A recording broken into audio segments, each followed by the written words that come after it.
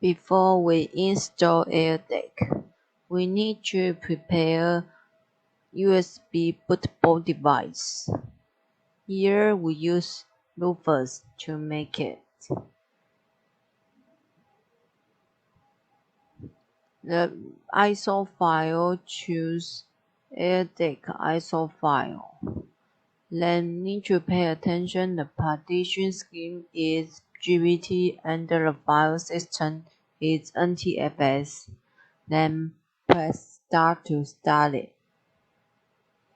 Here we use DD mode to write down it.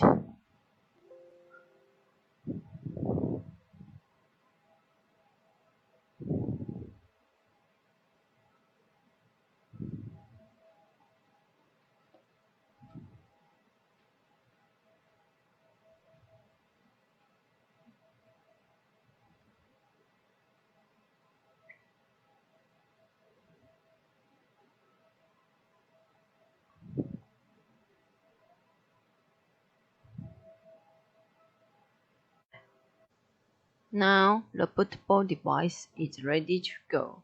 You can remove the USB and insert it into the node.